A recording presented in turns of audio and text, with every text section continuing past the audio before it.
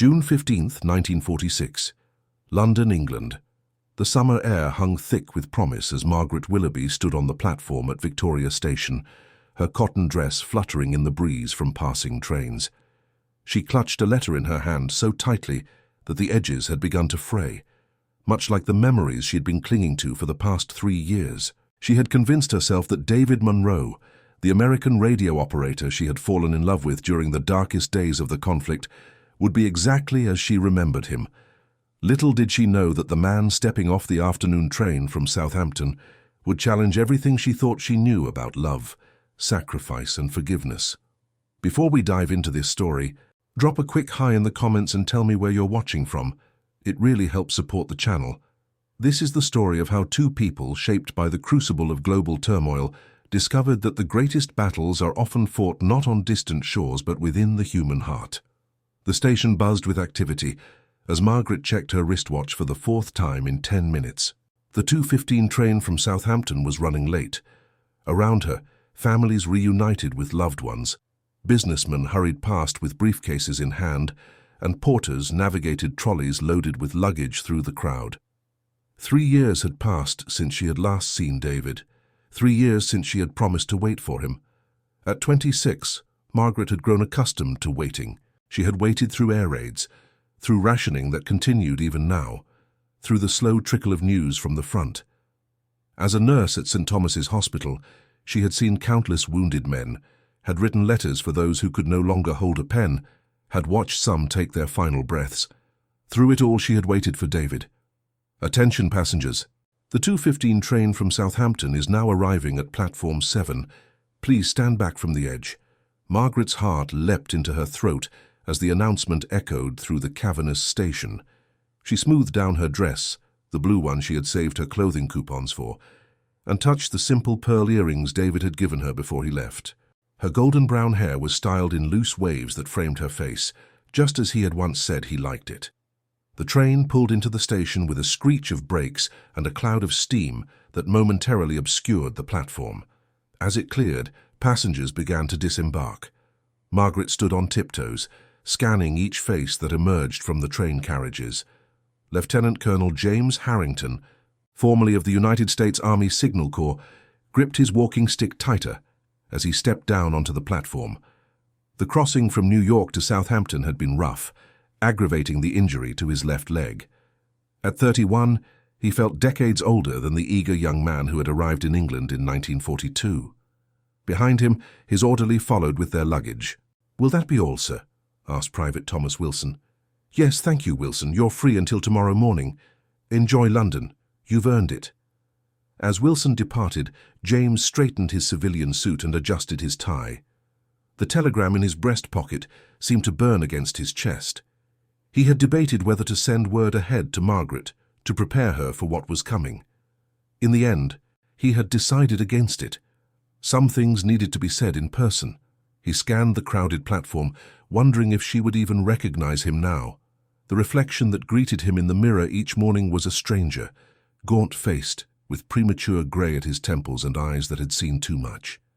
David Monroe, the man Margaret had fallen in love with, no longer existed. In his place stood James Harrington, a man with a past he could not speak of and a future he could not see clearly. Margaret spotted him before he saw her. For a moment, she didn't recognize him. Then she saw the way he tilted his head slightly to the left, a gesture so familiar it made her breath catch. But everything else about him had changed. He was thinner, his posture stiff as he leaned on a walking stick, and when he turned, searching the crowd, his eyes, those warm brown eyes she had dreamed about, seemed distant, almost cold. "David!" she called out, her voice nearly lost in the din of the station. He turned toward her voice, and for a brief moment, Margaret saw a flicker of the man she remembered. Then his expression shifted, became guarded. "Margaret," he said as she approached. He didn't move to embrace her. She stopped a few feet away, suddenly unsure. "I almost didn't recognize you." "I go by James now," he said. "James Harrington." Margaret blinked in confusion. "I don't understand." "We should find somewhere quiet to talk," he said, glancing around at the busy platform. "This isn't the place." A heavy silence fell between them as they made their way through the station. Margaret had imagined this reunion countless times, running into his arms, kisses that made up for years apart, words of love finally spoken aloud rather than written in carefully censored letters. Instead, she found herself walking beside a stranger who wore her lover's face. They found a small tea shop near the station that was relatively empty at this hour. James selected a table in the corner, positioning himself so he could see the door, a habit formed from years of vigilance. "You look well," he said after they had ordered tea. It was the first thing he had said since they left the station. "Thank you," Margaret replied. She studied his face, searching for traces of the man she had known. "Your leg, was it?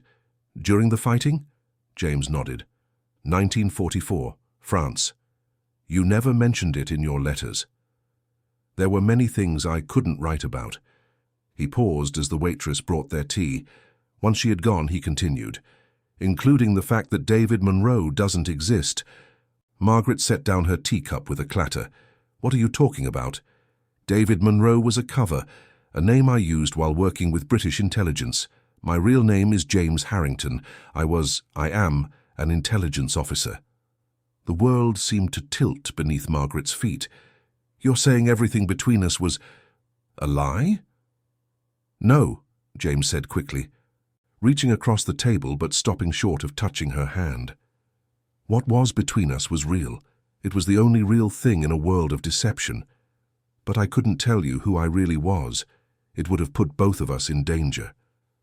"For 4 years," Margaret said, her voice trembling, "I loved a man named David Monroe.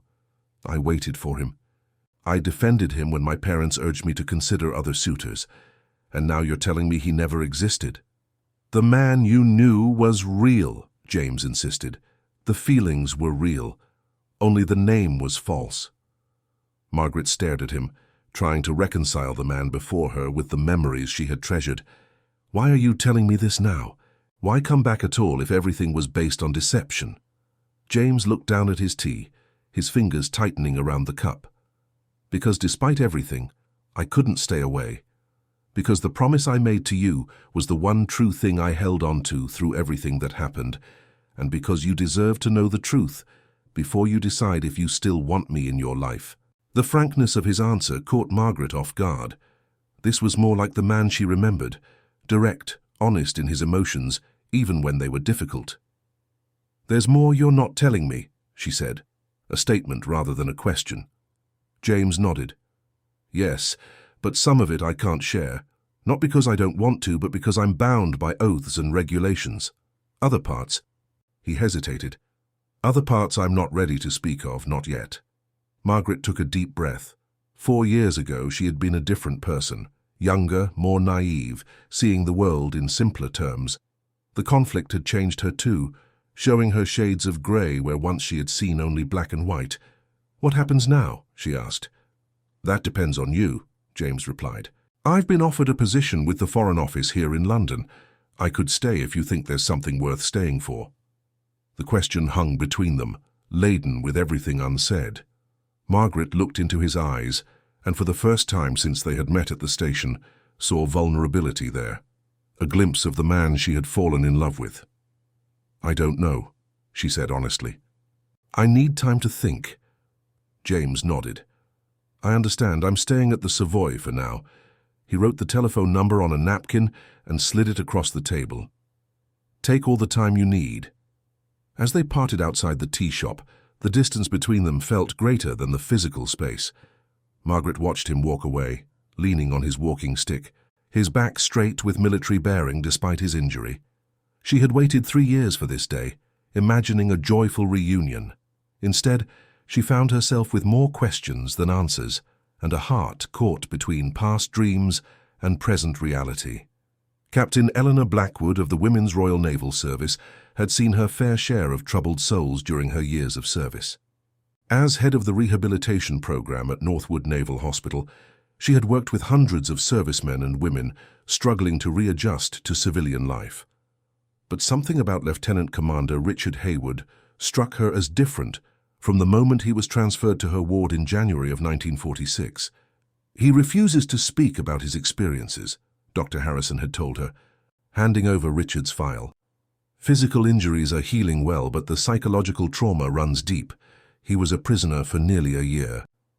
Eleanor had simply nodded and accepted the challenge. In her 3 years at Northwood, she had developed a reputation for reaching the most withdrawn patients. Her methods were unconventional by military standards, focusing on art therapy, outdoor activities, and community reintegration rather than the strict discipline favored by some of her colleagues. Richard Hayward had been captured in the final months of the conflict in the Pacific. His ship had been taken down, and he had spent 11 months in captivity before being liberated. The file contained the clinical details of his injuries and subsequent treatment, but little about the man himself beyond his service record, distinguished service with multiple commendations for bravery. Their first meeting had not gone well. Richard had sat across from her desk, his posture rigid, eyes fixed on a point just above her head, answering her questions with monosyllables when he answered at all. "Commander Hayward," Eleanor had said finally, setting aside her notes. "I can't help you if you won't talk to me." "With all due respect, Captain," he had replied, his voice rusty from disuse. "I don't believe anyone can help me." "Perhaps not," she had conceded, "but you won't know until you try." Over the following weeks, Eleanor had persisted, meeting with Richard daily. Progress was measured in small victories. A full sentence instead of a single word. Eye contact held for a moment longer. A hint of interest when she mentioned the hospital's woodworking shop. By April, Richard had begun assisting in the shop, his skilled hands creating intricate pieces that revealed an artistic talent he had never mentioned. Eleanor observed from a distance, noting how he relaxed when focused on his work, how he occasionally spoke with other patients, though he remained guarded. It was during one such session that she had first noticed Margaret Willoughby. The young nurse from St. Thomas's had begun volunteering at Northwood once a week, running art therapy sessions for the patients. Eleanor had watched as Margaret gently encouraged a young airman to try painting, despite his hand tremors, her patience and empathy evident in every gesture. Later, Eleanor had approached Margaret as she was cleaning up the art supplies. "You have a gift with the patients," Eleanor had said, "especially the more withdrawn ones."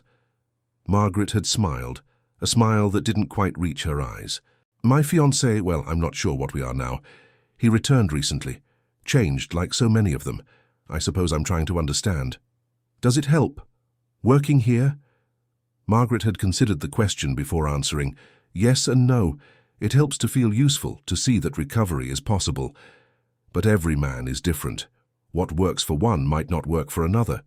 Eleanor had recognized something in Margaret then, a kindred spirit searching for healing, not just for others, but for herself. She had invited the younger woman to join her for tea, and a friendship had begun to form.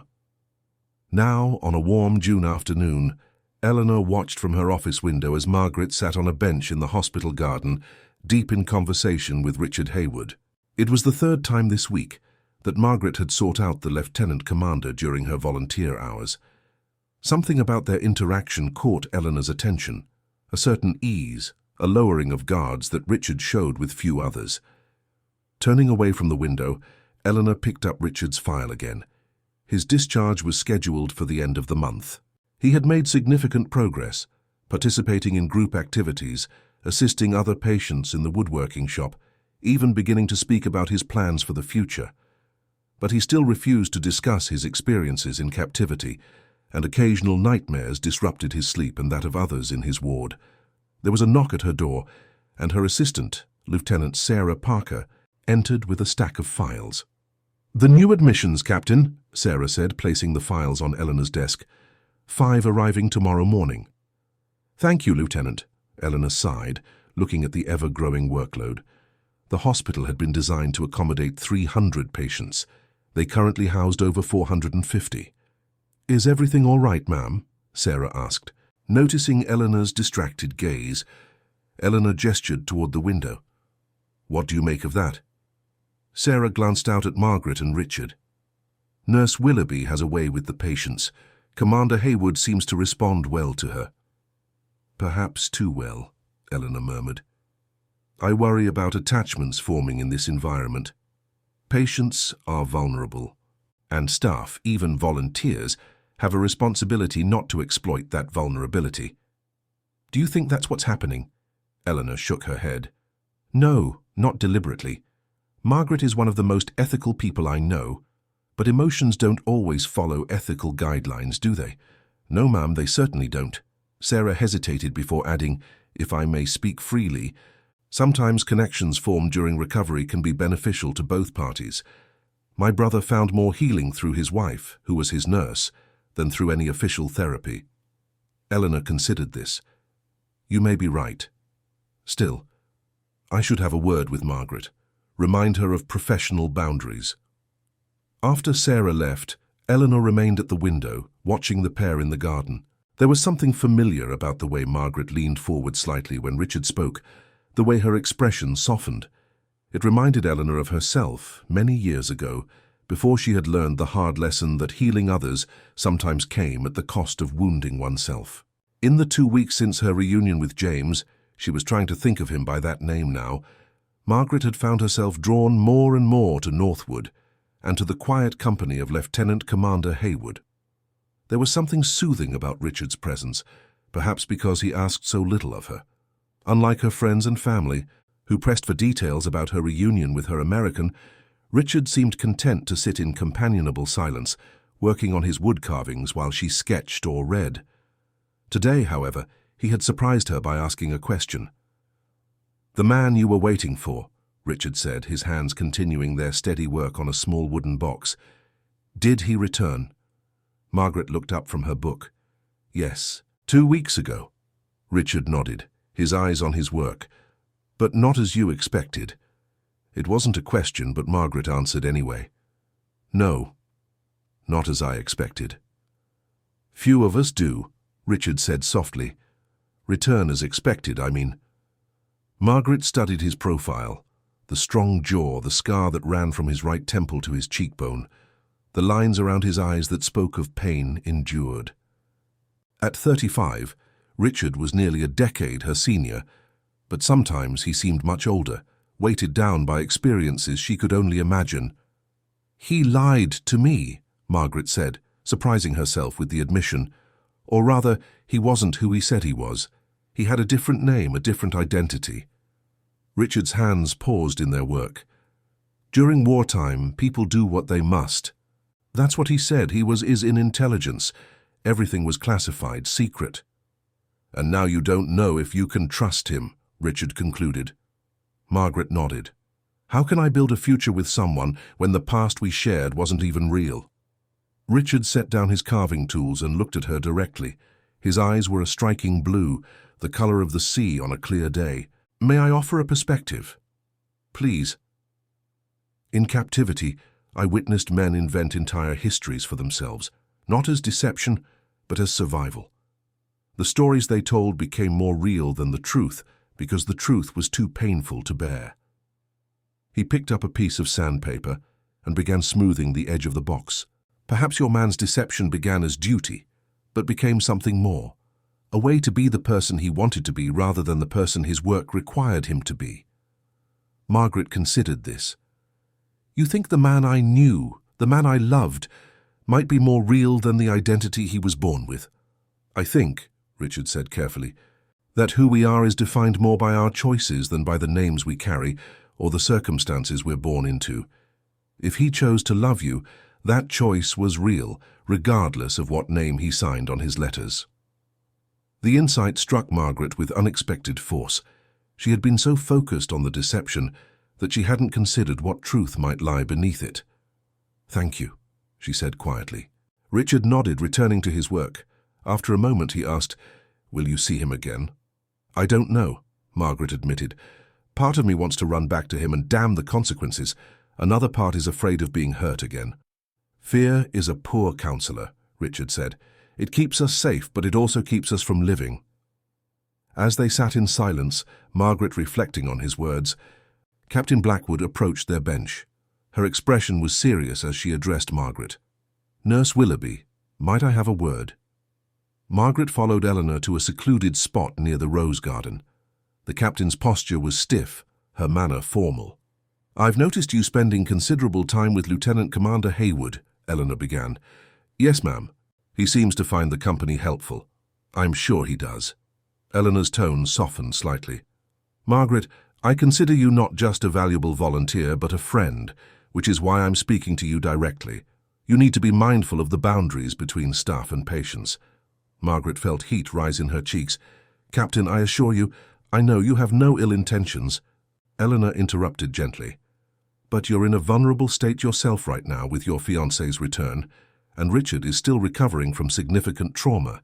Emotional attachments formed in these circumstances can seem more meaningful than they are. We're just friends, Margaret protested. We talk, sometimes we don't even do that. We just sit together. And does your fiancé know about these meetings? The question caught Margaret off guard. No, we haven't spoken since that first day. Eleanor sighed. Margaret, as your friend, I'm concerned that you're using Richard as a substitute for dealing with your real situation. And as his doctor, I'm concerned that you're becoming a crutch for him rather than encouraging his independence. Margaret wanted to argue, to defend the simple comfort she found in Richard's company, but she recognized the truth in Eleanor's words. What should I do? She asked finally. Take a step back, Eleanor advised. Give yourself, and Richard, some space to gain perspective. And perhaps it's time to talk to your fiancé again, to decide where you stand with each other. That evening, Margaret stood in the hall of her boarding house, staring at the telephone. The napkin with James's number at the Savoy lay on the small table beside it. 3 times she picked up the receiver, and 3 times she set it down again without dialing. What would she say to him? That she had spent the past 2 weeks avoiding him while seeking comfort in the company of another man. That she was confused, hurt, angry, yet still drawn to him despite everything. The telephone rang suddenly, startling her. She answered automatically. Margaret Willoughby speaking. Margaret, it's me. James's voice, unmistakable even through the telephone line. I hope I'm not disturbing you. No, she said, her heart racing. No, I was just thinking about calling you, actually. There was a pause, then, I've given you space, as you asked, but I can't wait in limbo forever, Margaret. I need to know if there's any chance for us. The directness of his question left no room for evasion. I don't know, she admitted. Everything's changed, you've changed. So have you, he said quietly. We can't go back to who we were. The question is whether we can move forward together. Margaret closed her eyes, thinking of Richard's words about choices defining who we are. I need to see you, she said finally, to talk properly. Name the time and place. They arranged to meet the following afternoon at Regent's Park. As she hung up the telephone, Margaret felt a strange mix of dread and anticipation. Tomorrow would require honesty, from both of them. The next day dawned bright and clear. Margaret dressed with care in a light summer dress and comfortable shoes for walking. As she made her way to Regent's Park, she rehearsed what she would say to James, how she would explain her feelings without causing more hurt. He was waiting by the boating lake, watching a group of children sailing model boats across the water. He had discarded his walking stick, she noticed, though he still favored his left leg slightly. You look beautiful, he said as she approached. Thank you. She gestured to his leg. You're walking better. Daily exercises. He offered a small smile. Military discipline has its uses in civilian life. They began walking slowly along the lake's edge, a careful distance between them. I've been unfair to you, Margaret said after a moment, avoiding you, not giving you a chance to explain. You needed time, I understand that. It's more than that. She took a deep breath. I've been spending time with someone else, not romantically, she added quickly, seeing his expression. A patient at Northwood where I volunteer. He's helped me gain perspective. James was silent for several steps, then he said, And what perspective have you gained? That I've been focusing on the wrong thing, not on who you are, but on who I thought you were, on the deception rather than the truth behind it. She stopped walking and turned to face him. I need to know who James Harrington really is, not the name or the rank or the occupation, but the man. The vulnerability in her voice seemed to reach something in him. His expression softened, the guarded look giving way to something more open. James Harrington is a man who grew up in Connecticut, the son of a history professor and a concert pianist. He studied languages at Yale, joined the army because his country was at war, and discovered he had a talent for intelligence work. He paused, looking out over the water. He's a man who never expected to fall in love during an assignment, who broke protocol by pursuing a relationship that could have compromised his cover, who wrote letters filled with truths about his feelings, even when everything else had to be a lie. He turned back to her, his eyes meeting hers directly. He's a man who has done things he's not proud of in service to his country, who has seen things that wake him in the night, who came back to London not because of duty or obligation, but because the only time he felt truly himself in the past 4 years was when he was with you. The raw honesty of his words struck Margaret deeply. This was not the rehearsed explanation of a man trying to win her back. This was the confession of someone laying bare their soul. "I've changed," James continued. "The man you fell in love with was more carefree, more optimistic. I can't promise to be him again, but I can promise to be honest with you from now on about everything I'm permitted to share." Margaret nodded, tears pricking at her eyes. "I've changed too. The naive girl who believed in fairy tale endings is gone. I've held men's hands as they died. I've seen bombed-out buildings where families once lived. I know now that life doesn't always give us what we want, but sometimes what we need." "And what do you need, Margaret?" James asked, his voice barely above a whisper. She considered the question carefully. What did she need? Security, passion, honesty? All of these, yes, but something more fundamental too. "I need someone who sees me as I am now, not as I was. Someone who understands that loving someone means accepting their scars along with their smiles." She took a step closer to him. "I need to know if that person could be you." James reached out slowly and took her hand in his. It was the first time they had touched since his return. "It already is," he said simply. They continued their walk, hands linked, the space between them no longer a barrier, but a bridge being carefully rebuilt. By the first week of July, summer was in full bloom across London. The city, still bearing the scars of conflict, seemed determined to embrace life again. Rationing continued. Bread had just been added to the list of restricted items, in fact, but spirits were lifted by simple pleasures. Children playing in parks, flowers blooming in window boxes, music drifting from open windows. For Margaret and James, it was a time of rediscovery. They met nearly every day, for walks through the city, for simple meals at cafes, once for a concert in a church that had survived the bombings. They talked about the past, the parts James was permitted to share, and the experiences Margaret had lived through during the London air raids. They talked about the present, James's work at the Foreign Office, which he described in deliberately vague terms, and Margaret's nursing at St. Thomas's. They spoke less often about the future, that uncertain country neither was quite ready to map out. On Margaret's 27th birthday, James surprised her with a picnic in Hyde Park. He had somehow procured real coffee and fresh strawberries, luxuries in post-war London, and spread a blanket under the shade of an oak tree. "How did you manage this?" Margaret asked, savouring a strawberry. "I still have some connections," James replied with a small smile. As they enjoyed their feast, Margaret noticed James glancing repeatedly at his wristwatch. "Are you late for something?" she asked. "Not at all." He looked up at the sky. "Just waiting for—" "Ah, there they are." Margaret followed his gaze upward as the distinctive drone of aircraft engines grew louder. A formation of 5 Spitfires flew overhead in perfect alignment, performing a graceful aerial dance against the blue summer sky. "Happy birthday," James said softly. "How did you—" Margaret was speechless.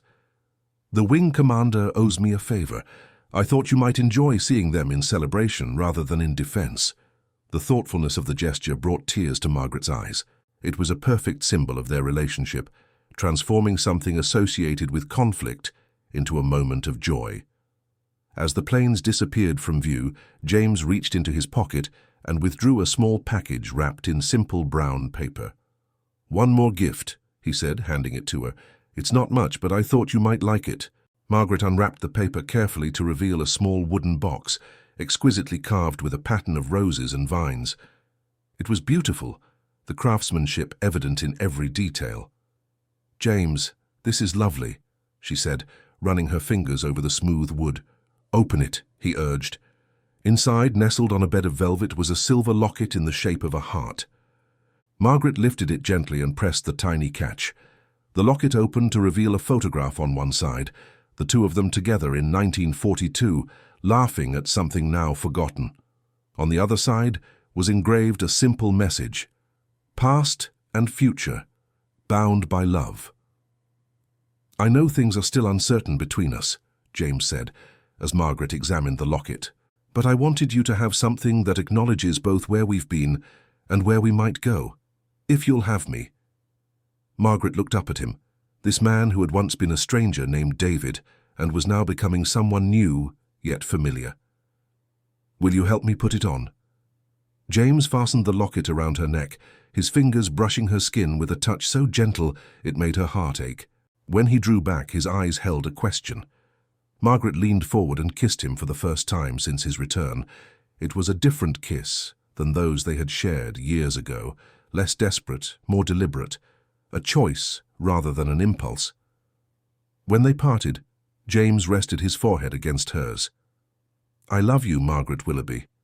Not as David Munro, not as Lieutenant Colonel Harrington, but as the man I am when I'm with you." The words, simple and true, washed over Margaret like a benediction. "I'm beginning to love you too, James," she whispered. "Not the memory, but the man." Their idyll was interrupted by a familiar voice calling Margaret's name. They looked up to see Eleanor Blackwood approaching across the grass, her uniform replaced by a simple summer dress, her red hair loose around her shoulders. "I'm sorry to intrude," Eleanor said, looking embarrassed as she realized she had interrupted an intimate moment. "I was passing by and saw you." "It's fine," Margaret assured her, though she felt James tense beside her. "James, this is Captain Eleanor Blackwood from Northwood. Eleanor, this is James Harrington."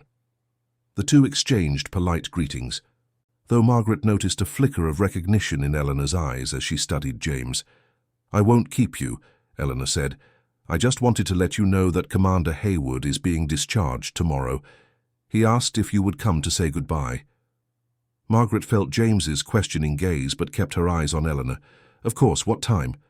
"Around 10, if that's convenient." "I'll be there." As Eleanor turned to leave, Margaret called after her, "Is he ready? For discharge, I mean." Eleanor's expression softened. "As ready as anyone ever is. He's made remarkable progress." With a nod to James, she continued on her way. A heavy silence fell between Margaret and James. Finally, he said, "Commander Haywood, the patient you mentioned." "Yes," Margaret admitted. "We became friends." "He helped me understand some things about everything that's happened." James nodded slowly. "I see." "It's not what you're thinking," Margaret said quickly. "Richard is. He's just someone who understands what it's like to come back changed. And I don't understand that." There was an edge to James's voice now. "That's not what I meant." Margaret sighed. "It's different with you, complicated by our history, by my expectations. With Richard there was no past, no future, just two people talking in a garden." James was quiet for a long moment, his expression unreadable. Then he began packing up the remains of their picnic. "You should go tomorrow," he said finally. "Say a proper goodbye." "You're angry?" "No." He paused in his movements. "Not angry, just reminded that I'm not the only one who's been changed by the past 4 years. You've had your own life, your own experiences. I have no right to resent that." Margaret reached for his hand. "Come with me tomorrow," she said impulsively. "Meet Richard. Then you'll understand." James hesitated, then nodded. "If you think it would help." The next morning dawned grey and drizzly, matching the somber mood that had fallen between Margaret and James after their interrupted picnic. They met outside Northwood Hospital, James once again in his civilian suit, Margaret in her volunteer nurse's uniform. "You don't have to do this," Margaret said as they stood at the entrance. "I want to," James replied, though his expression remained guarded. "I want to understand all the parts of your life, Margaret, even the parts that don't include me." Inside, the hospital was bustling with its usual activity. Margaret led James through the corridors toward the rehabilitation wing, explaining the work done there in quiet tones. As they approached Richard's room, Margaret touched James's arm. "He doesn't know about you," she said. "About us, I never mentioned your name or our relationship." James raised an eyebrow but said nothing as Margaret knocked on the door. Richard Hayward was standing by the window when they entered, a duffel bag packed and ready on the bed beside him.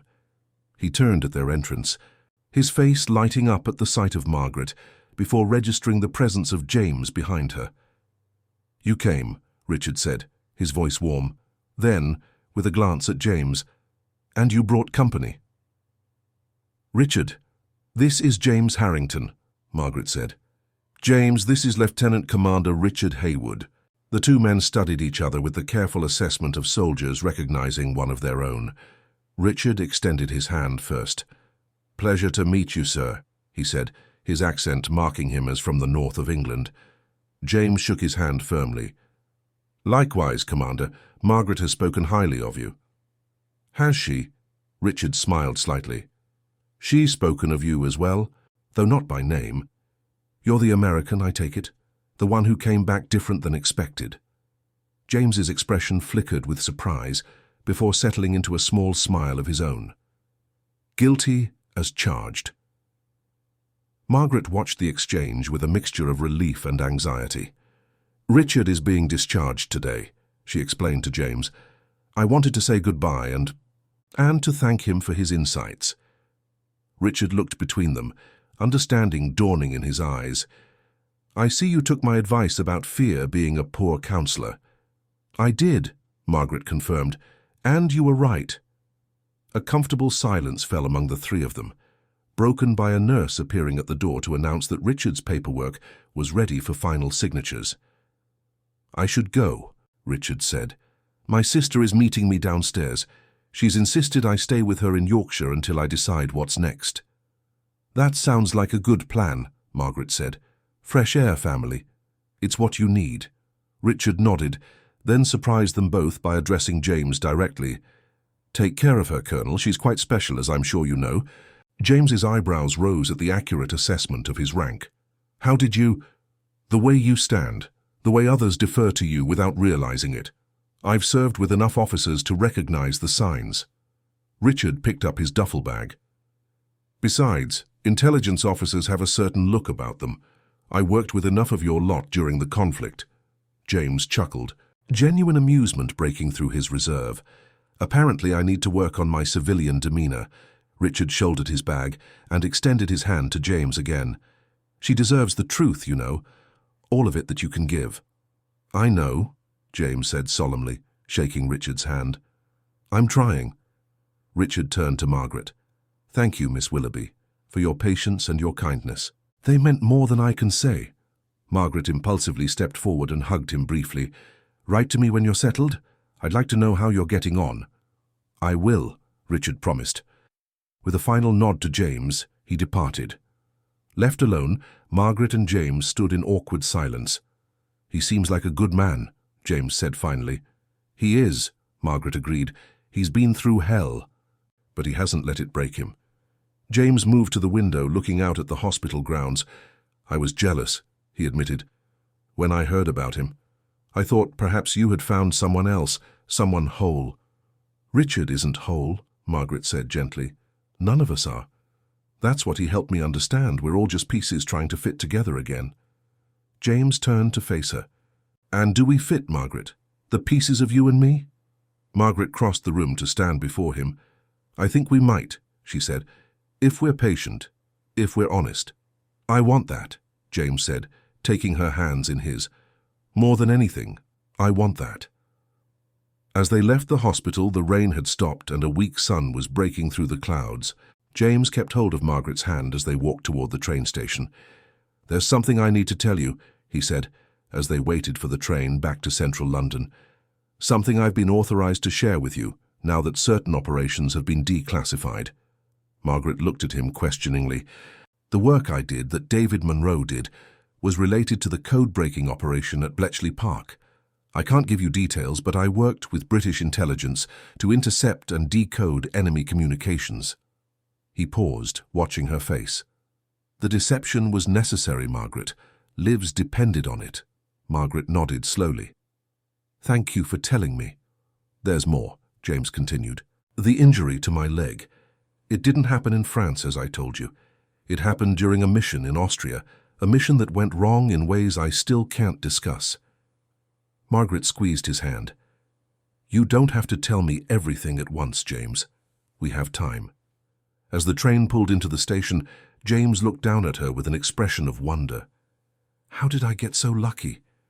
To find someone who understands without needing all the answers? Margaret smiled up at him. Perhaps because you're offering the one answer that matters, the truth of how you feel. They boarded the train together, sitting side by side as the countryside gave way to the outskirts of London, then to the city itself. Neither spoke much, content in the simple presence of each other. The future remained uncertain, the past still shadowed with secrets.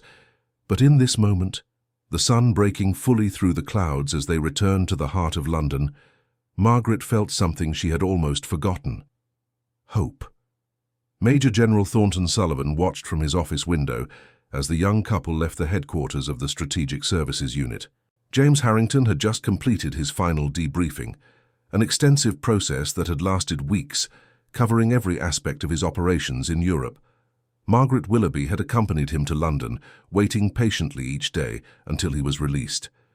Sullivan turned away from the window as his aide entered with a stack of files. The Harrington transcripts are complete, sir, Captain Peterson said. All classified appropriately. Sullivan nodded. And the surveillance? Discontinued as of today, as you ordered. Peterson hesitated. Sir, if I may ask, was it necessary? The surveillance of Miss Willoughby while the Colonel was away? There was never any indication of compromise. Sullivan sighed, removing his glasses to pinch the bridge of his nose. In our line of work, Peterson, we can't afford to take chances. Harrington was involved in some of the most sensitive operations of the conflict. His connection to a British civilian was a potential vulnerability we had to monitor. Even after he was extracted from Austria, when everyone, including Miss Willoughby, believed he was continuing his regular deployment. Especially then.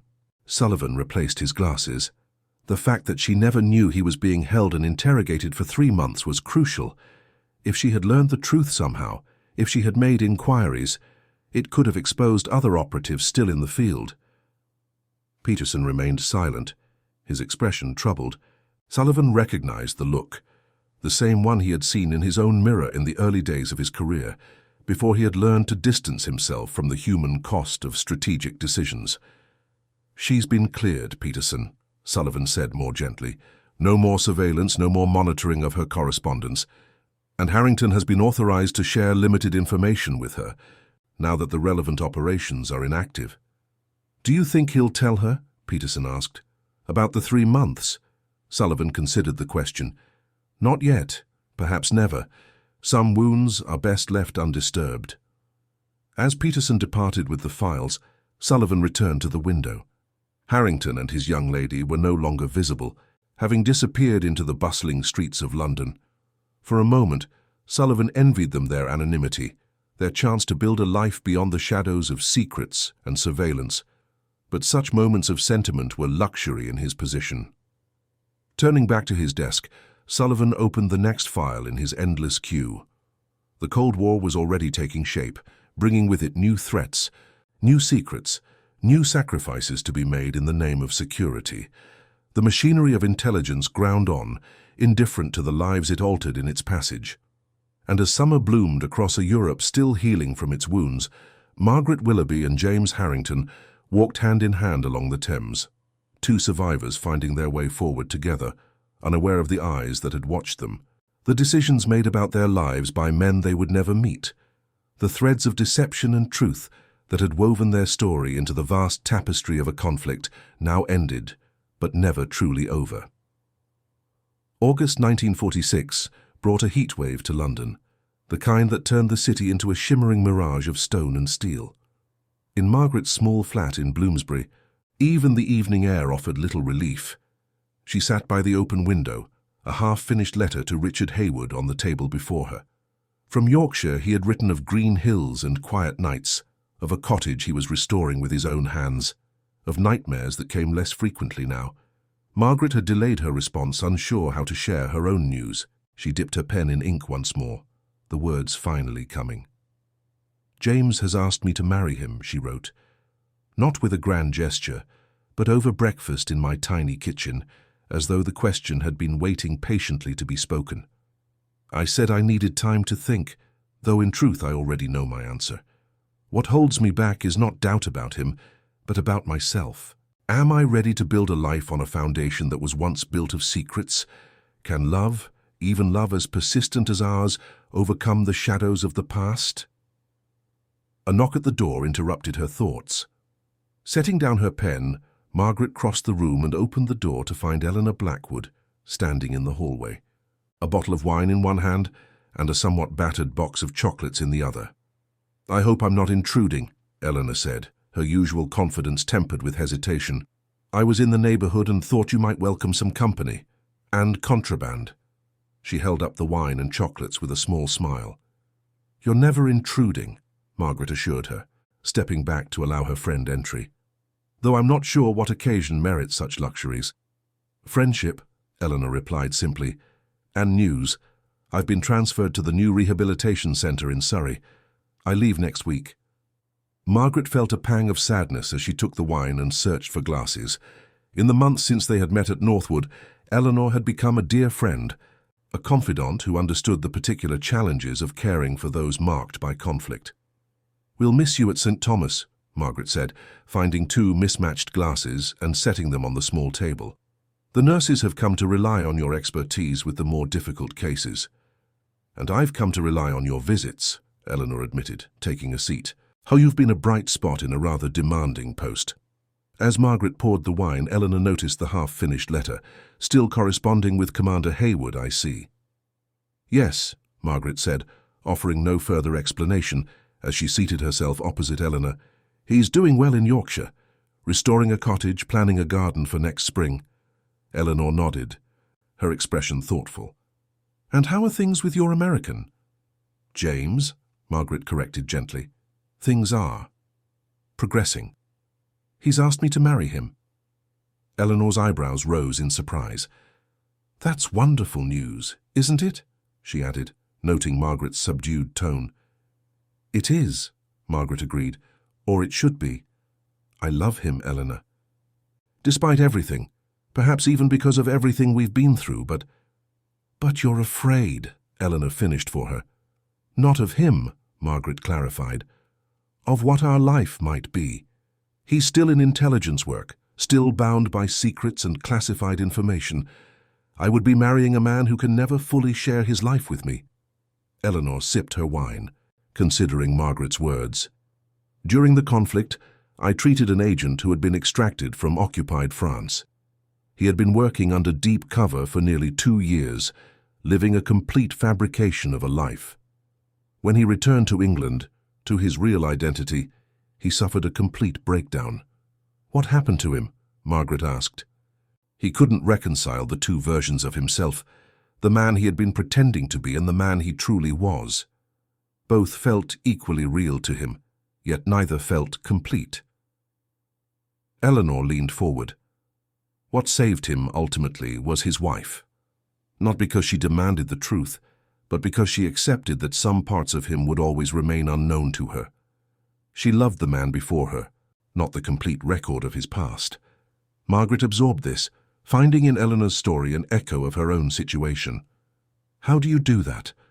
Love someone while accepting that there are parts of them you'll never know? "The same way we love anyone," Eleanor said simply.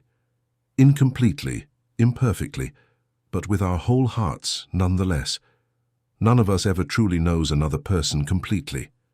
Margaret, we only know the parts they choose to share, the parts we're able to see." They sat in companionable silence for a moment, the evening breeze finally stirring the curtains. "He's a good man, your James," Eleanor said at last. "I could see that when I met him at the hospital." "How could you tell?" Margaret asked, genuinely curious. "By the way he looked at you when he thought you weren't watching, and by the way he tried to understand your friendship with Richard, rather than simply resenting it," Eleanor smiled. Those are not the actions of a man who deals in deception by nature, but of one who has had deception thrust upon him by circumstance. Margaret returned the smile, feeling a weight lift from her shoulders. Thank you, Eleanor, for the wine, the chocolates, and the wisdom. Well, one must justify one's rank somehow, Eleanor quipped, raising her glass in a toast. To new beginnings, yours with James and mine in Surrey. As they clinked glasses, Margaret felt a surge of gratitude for this friendship that had emerged from the aftermath of conflict. Some good things, at least, had been born of those dark years. Across London, in his sparse but elegant room at the Savoy, James Harrington was engaged in a different kind of conversation. His visitor, an older man with steel-grey hair and the bearing of someone accustomed to command, sat in an armchair by the window, a glass of scotch in his hand. "The position in Washington is yours if you want it," Major General Sullivan said, watching James carefully. "Policy planning, strategic assessment, the kind of work that makes use of your particular talents without requiring field activities." James, standing by the fireplace, considered the offer. "Given my leg, field work isn't an option anyway. There are other considerations besides your injury," Sullivan pointed out. "Your capture, the interrogation methods employed. The psychological assessment suggests—" "I'm aware of the psychological assessment," James interrupted, his tone carefully neutral. 3 months of Soviet hospitality left its mark, yes, but I'm not incapable of service." Sullivan nodded, acknowledging the point. "Hence the Washington offer. You'd be valuable there, Harrington. Your experience, your insights, especially regarding Soviet intentions in Eastern Europe." James took a sip of his own scotch, weighing his words. "And if I were to decline?" Sullivan's expression remained impassive, but his fingers tightened slightly around his glass. "Then your resignation from service would be accepted, though with great reluctance. Your pension would reflect your years of distinguished contribution, of course." "And Margaret?" James asked quietly. "Would there be any complications regarding my marriage to a British national?" "None whatsoever," Sullivan assured him promptly. "Miss Willoughby has been thoroughly vetted. Her loyalty during the conflict was exemplary. Her continued correspondence with Commander Hayward raised some initial concerns, but those have been resolved to our satisfaction." James stiffened. "You've been monitoring her correspondence?" Sullivan met his gaze directly. "Standard procedure for associates of personnel with your clearance level. The surveillance has been discontinued, as I mentioned during your debriefing." James placed his glass on the mantelpiece with deliberate care, controlling the anger that flared at this invasion of Margaret's privacy.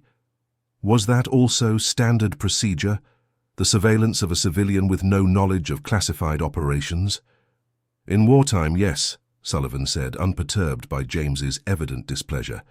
"And the immediate post-conflict period requires similar precautions. Surely you understand that, given your position." James did understand, which made the situation all the more frustrating. The same system he had served so faithfully had turned its machinery of suspicion on the woman he loved. "I'll need time to consider the Washington position," James said finally.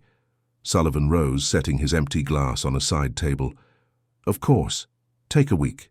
But remember, Harrington, men with our background, men who know what we know, never truly leave the service. We simply find different ways to contribute." After Sullivan's departure, James stood at the window, looking out at the London skyline.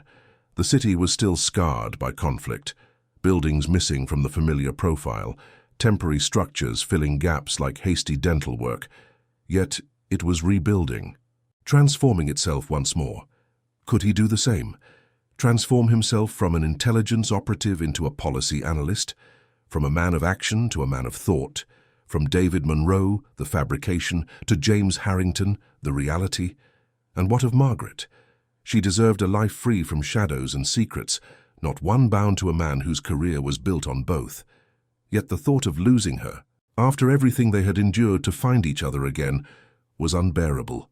James's reflection in the window glass stared back at him, offering no answers.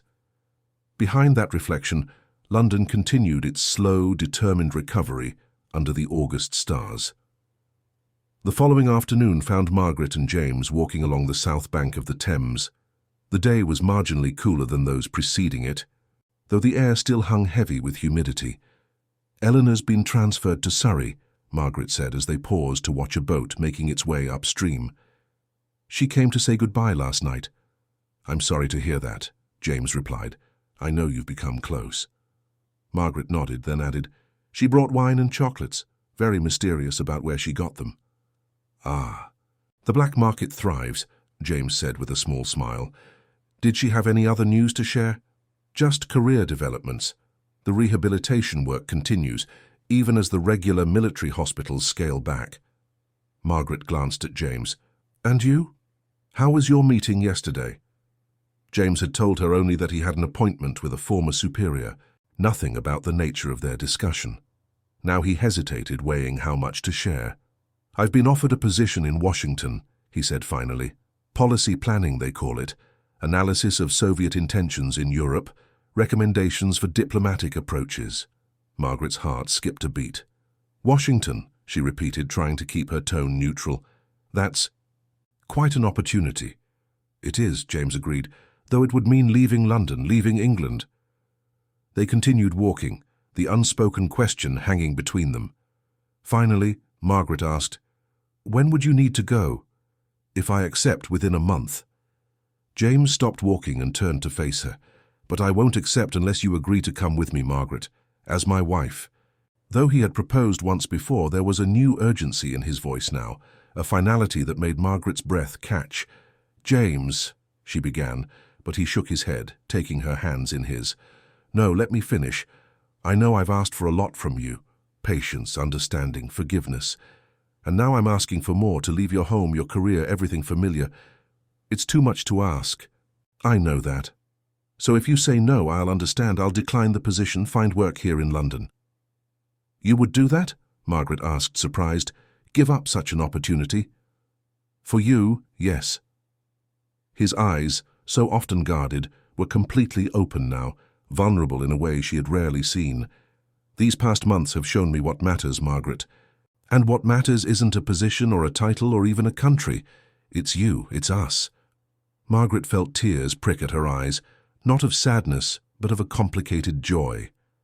This was the man she had fallen in love with, not David Monroe, the fabrication, but the essential self that had shone through even when the name and details were false. "Yes," she said simply. James blinked. "Yes, to—" "Yes, I'll marry you. Yes, I'll come to Washington. Yes to all of it." For a moment, James seemed unable to process her acceptance. Then a smile broke across his face, transforming his features into those of a much younger man, unburdened by years of secrecy and strain. "Are you certain?" he asked, even as he pulled her closer. "It's a huge change, a different country, a new life entirely." "I'm certain," Margaret assured him. "Eleanor helped me see something important last night, that love isn't about knowing every detail of a person's past or understanding every aspect of their life. It's about accepting them as they are and building something together." James wrapped his arms around her, holding her close as the river flowed past them, constant in its course despite the changing city around it. "I love you, Margaret Willoughby," he murmured against her hair. "I have since the moment I met you, through every letter, every absence, every change."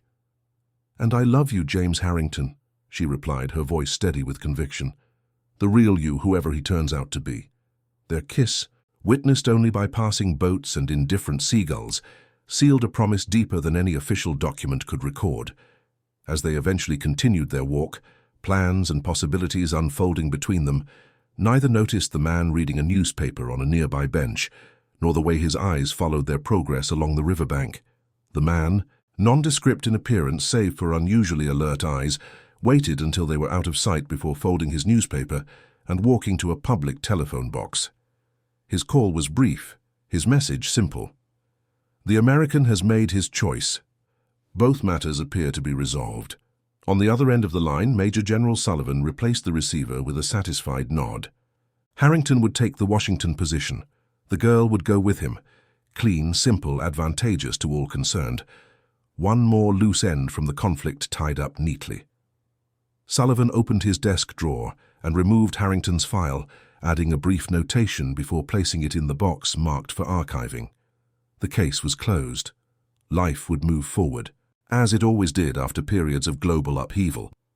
New concerns would arise, new threats, new necessary deceptions. But for now at least, one story had reached a satisfactory conclusion.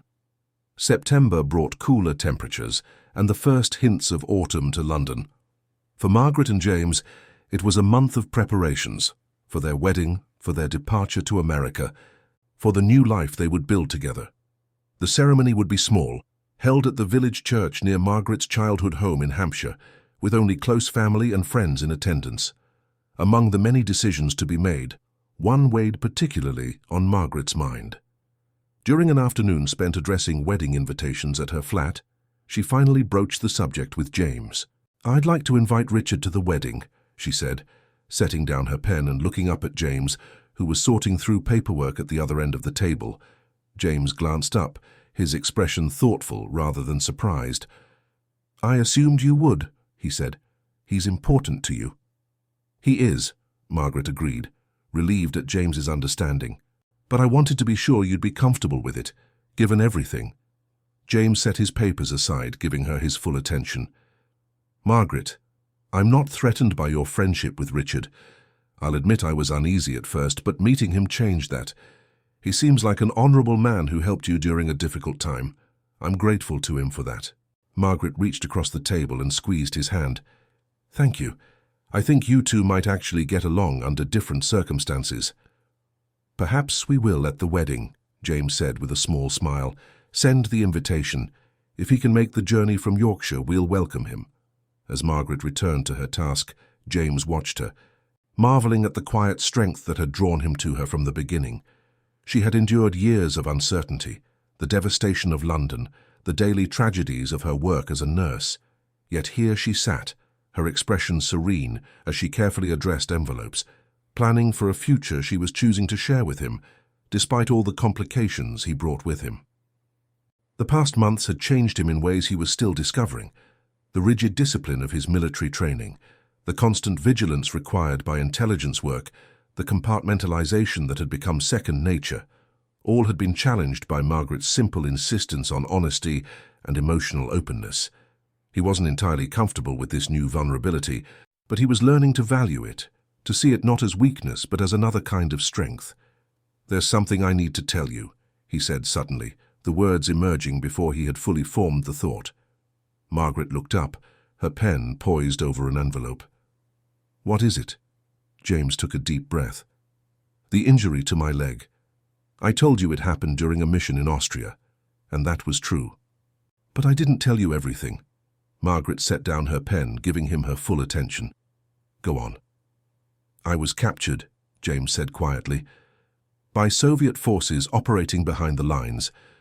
I was held for 3 months before I was exchanged in a covert prisoner swap.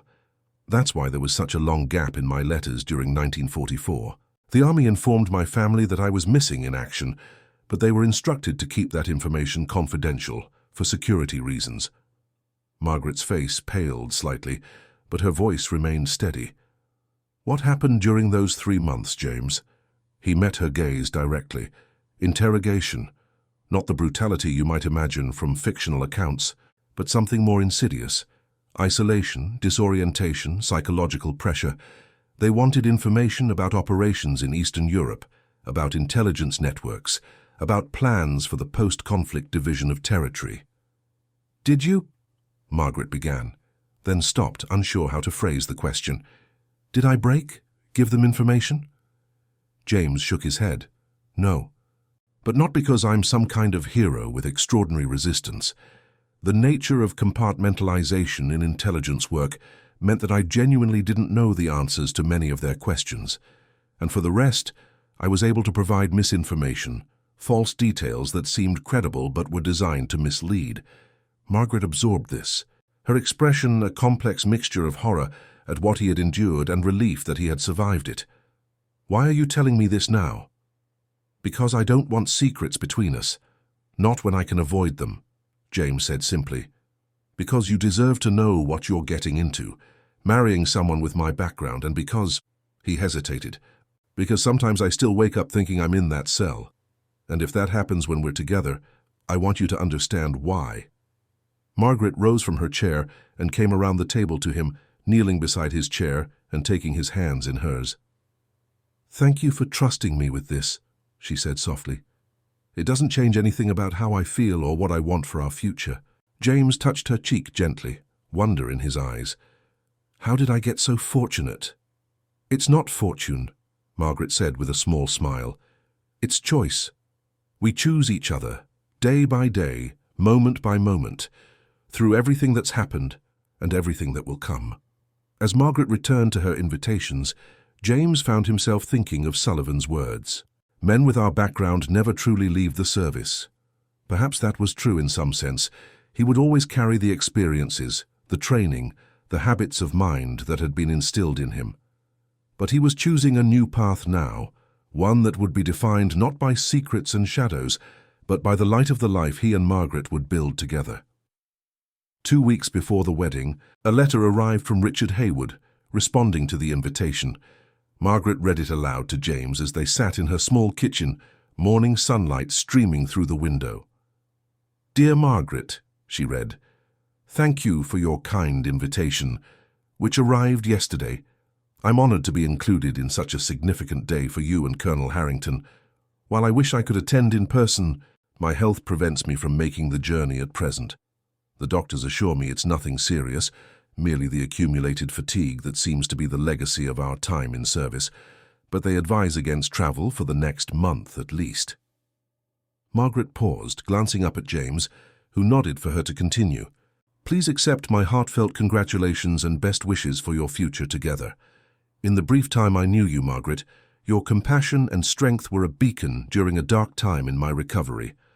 And though I met the Colonel only briefly, I recognized in him a man of integrity and purpose, qualities that will serve you both well in the years ahead."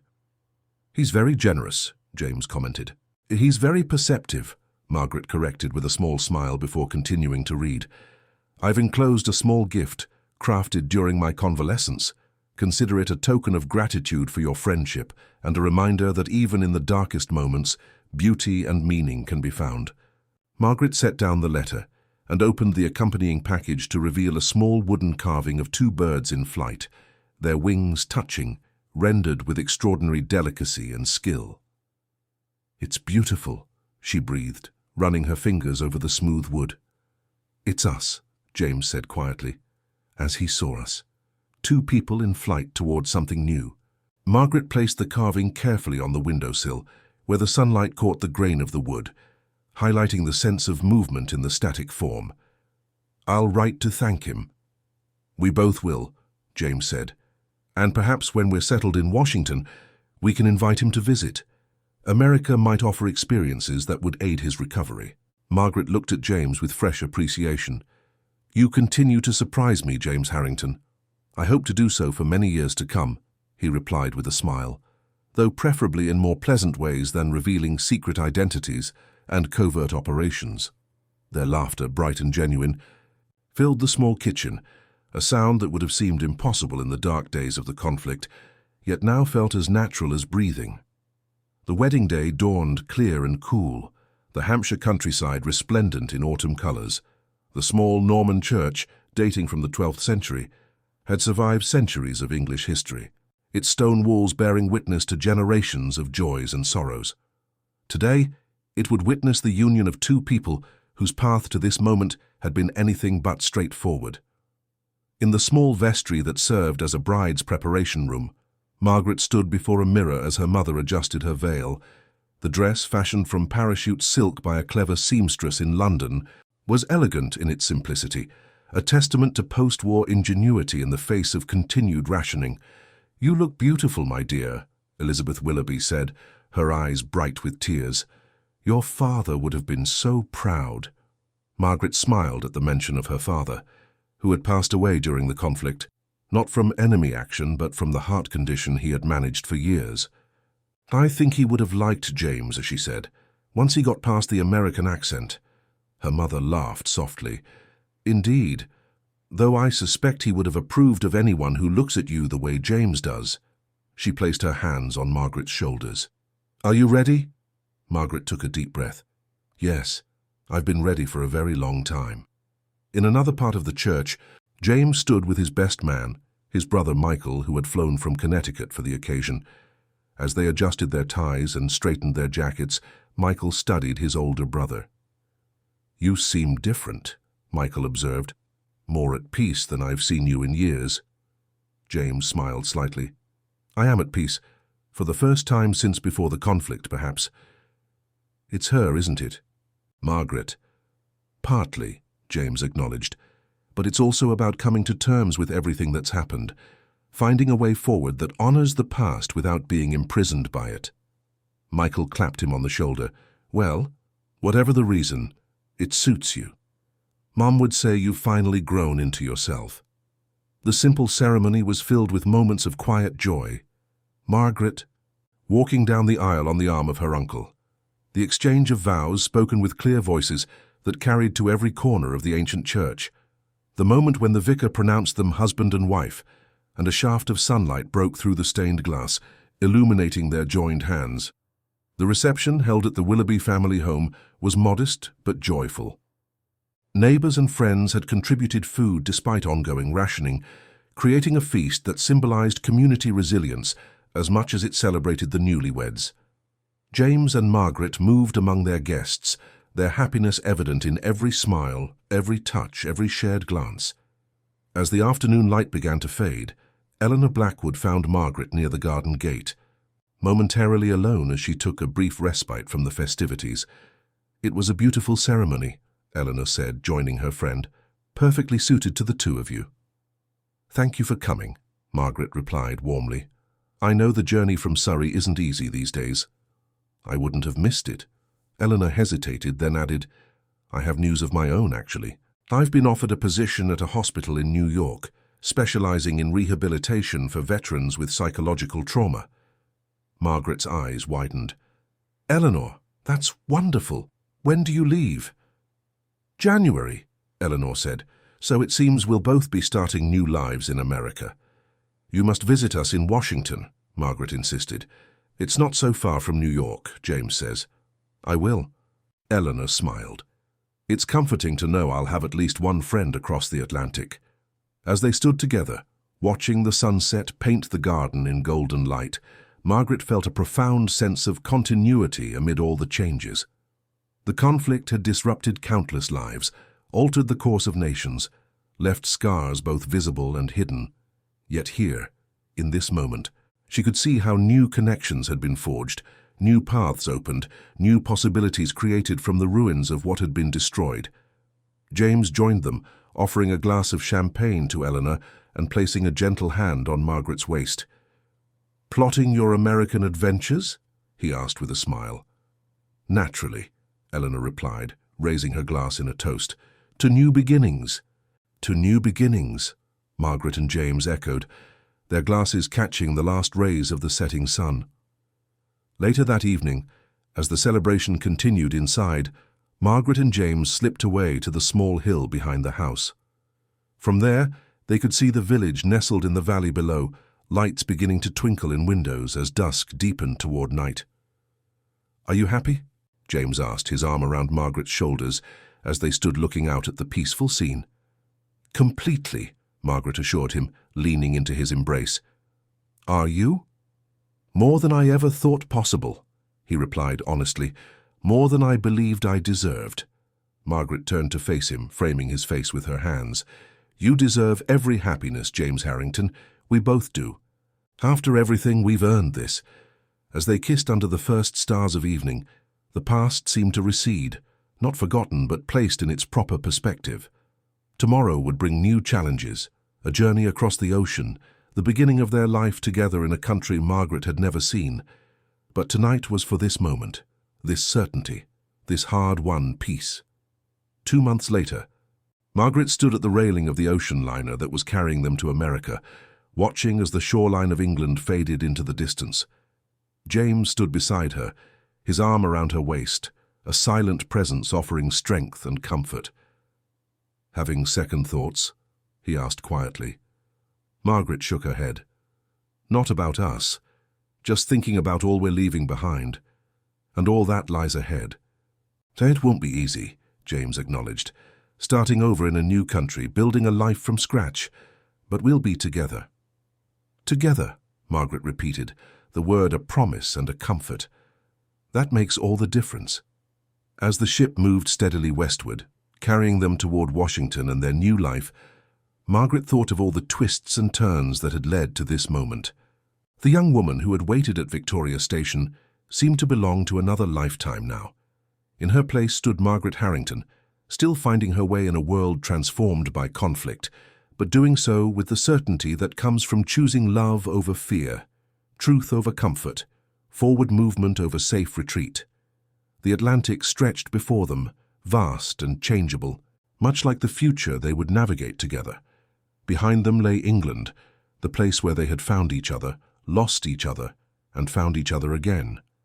Ahead lay America, unknown territory that would become home through the simple act of building a life there day by day.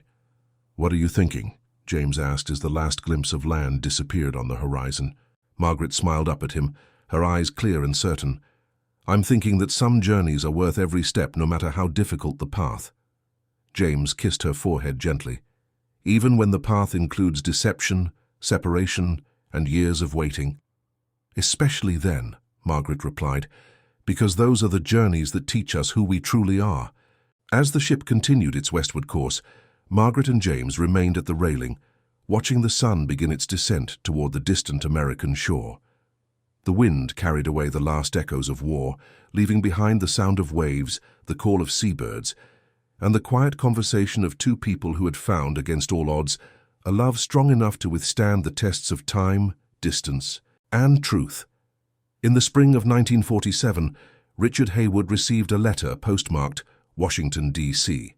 Inside was a photograph of James and Margaret standing before the cherry blossoms, their faces alight with happiness. On the back, in Margaret's neat handwriting, were the words, "The invitation to visit stands. Some journeys are worth making when you're ready." Richard placed the photograph on the mantelpiece of his cottage in Yorkshire, alongside the various wood carvings he had created during his recovery.